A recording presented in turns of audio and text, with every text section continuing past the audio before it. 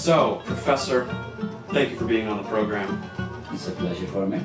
All right, well, I understand you have a new book that's coming out, or has it come out yet? It will be in these days, mid of December, I hope. What's it about? It is about the trials in Istanbul between 1919 and 1922 after Armenian genocide. The post-war government set up a military tribunal in Istanbul, and they tried the perpetrator of Armenian genocide. There were approximately 200 defendants and 62 different trials. This is an important event in the history of Armenian genocide and in the history of international law, and especially the indictments and the verdicts and some documents that came out throughout the investigations are very important for genocide research. So this first time the English reader will be available to read all these documents. Cool. So you write all of your, you don't write your books in English though? I don't write in English, no. How do you get that translated? How does that process work? It's a very complicated process, because translation is not only a simple translation, because it's an issue of the logic also.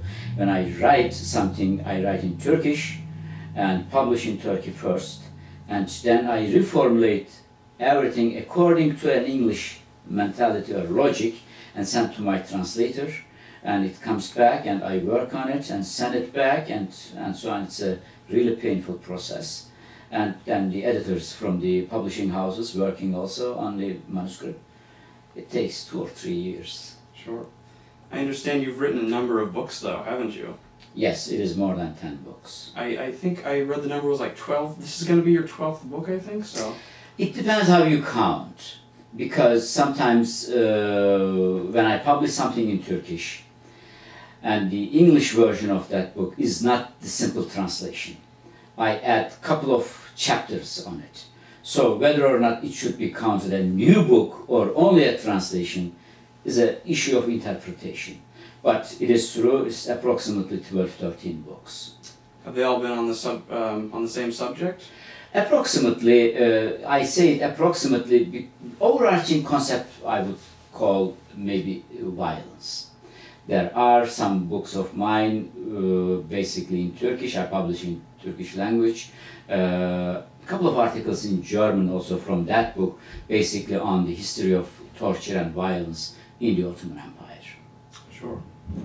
And speaking of German, can we move back? I guess we're going to talk a little more about your history, but you have such an interesting accent. So this comes from you being born in Turkey and then moving to Germany and then America. Could be. I have no idea about my accent. Is it German or is it Turkish or none of them? This is a question. It's so great though. Oh, thank you. we really enjoy your accent. It's Great. fun. It's kind of phenomenal too that you know so many languages. You know, like I speak one language. You know. It's so bad. This is disadvantages of being a citizen of an empire. This was the case in Ottoman Empire also in 19th century. They didn't learn any other foreign language. They thought this is something disgusting. Right. So you were a rebel. Not at all. I mean, I wish I could speak more than a couple of languages. I mean, I can speak only German and English. Well, that's okay. When did you first become interested in Armenian genocide? It was such a coincidence, actually. I was working in Hamburg in an institute, in a research institute. My first topic was the history of violence in Ottoman Empire. And when one works on the history of torture, one automatically encounters the history of massacres and mass violences in Ottoman Empire, especially against the Armenians, end of 19th century. This is how I got interested on the topic, and I thought, oh, it's interesting, I should look into it very closely. I had no idea how complicated this topic was. My interest was a totally academic, and I was so naive. And this is how I got interested. And there is another important aspect I have to add also. You know, my first project was a limited one, only for 3 years. And I didn't know what to do after that. And in our institute, there was a mega project. And a part of this mega project was the Nuremberg trials. And the question was whether or not Nuremberg trials, as such, was an aberration in human history, or it could be a norm in the future. So this means the trying of the government members from the crimes that they committed in name of their governments and states. And Nuremberg was the first example, and nobody knew that whether it could be a standard like in International Criminal Court, which we have today. In 1990s, nobody knew about that because Yugoslavian war hadn't broken out yet, and so on. This was an idea of institute, and I knew that there was a connection between Nuremberg and the trials in Istanbul. My old project was over. So I approached the institute directors and said that, yeah, it's very interesting to look at the connections. They said, okay, good, let's do that. So I started. Recently we had that conference on genocide in Congo. What was your role in that?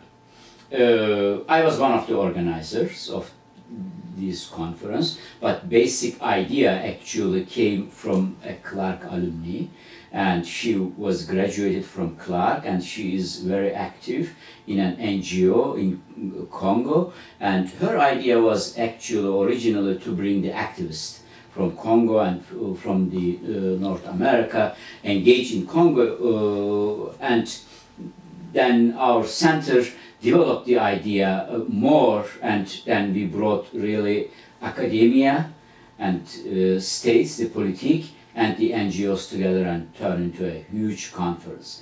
And I organized other conferences also. Recently, a couple of weeks ago, I organized a conference on the reparation and restitution, the question. It is a very, really urgent problem, especially in Armenian genocide. There are several court cases going on against Turkish state, Turkish Central Bank, and against German companies for the reparation. And we organized a comparative conference where we compared the question of reparation and restitution in Holocaust, Native Americans, and Armenian genocide case. Right. Continuing on in that vein, we understand that you recently had a court victory against Article 301 of the Turkish Penal Code. Yeah, this is another part of my life, it is true. As a genocide scholar, you cannot avoid being an activist, because the field that you are dealing with, the human rights and human rights abuses, is a systematic practice of the states. And this is what is going on in Turkey. Armenian genocide is still a taboo. To write on Armenian genocide is not easy. We have a penal code, and there is an article 301 in this penal code, and the article is about insulting Turkishness. So according to this law, if you write on Armenian genocide and call 1915 as a genocide, it can be interpreted by the court or by judges as insulting Turkishness. And I consider this as a violation of the freedom of speech, because as a scholar, I have to have the opinion, freedom to write whatever I think on 1915, and I brought the case to European Human Rights Court, and court decided in my favor.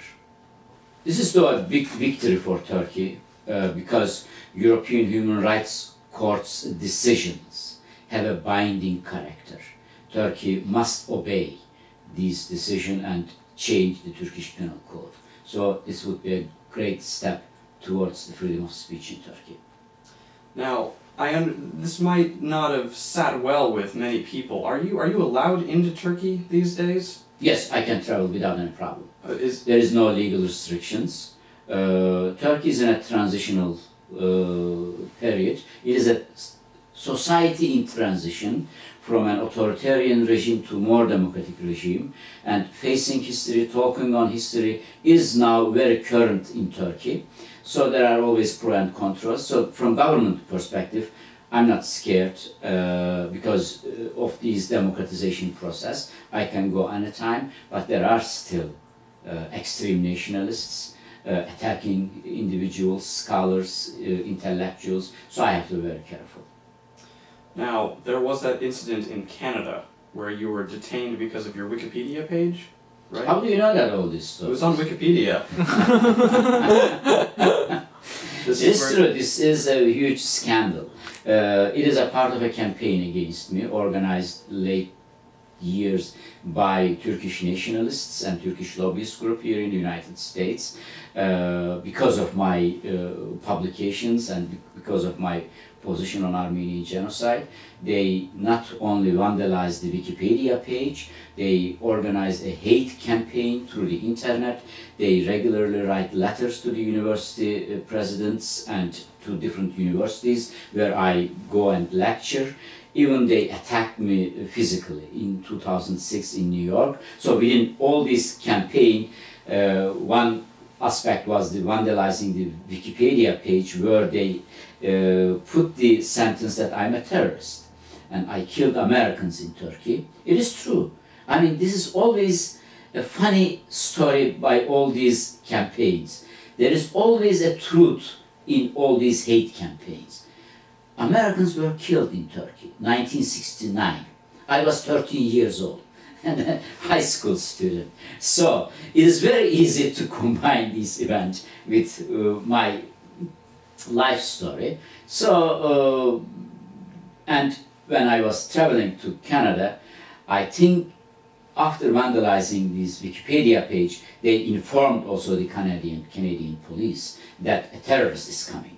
So based on this Wikipedia website page, they detained me on the border approximately 4 hours, but the university intervened, and also the Canadian minister. This is, I mean, the good part of democracy in North America indeed. 2 ministers from Canadian cabinet personally intervened, and then they allowed me enter the country, and they apologized for their behavior, and then Wikipedia officially also apologized, and they blocked now my pages. It is now not easy to change now. well, Professor, this has been very informative, and we're going to put this all over TV and all over the internet, and people are going to know what a great guy you are. Thank you very much. It's a really great pleasure to have this interview, and I hope those who watch and listen this interview get inspired and be active in the genocide and prevention genocide and human rights issues. All right. That's what we're all about here at Clark, isn't it? Yeah, Yeah. definitely. All right. Thanks. So this is the book published in Turkey by a university press, 2008, and it is on the deportation and massacres of the Armenians and the protocols of the military tribunal in Istanbul between 1919 and 1922. And we have a shorter version of this book. Now it's coming out in English language. The title of the book is Judgment at Istanbul, Armenian Genocide and Military Tribunals, and will be available for the English readers.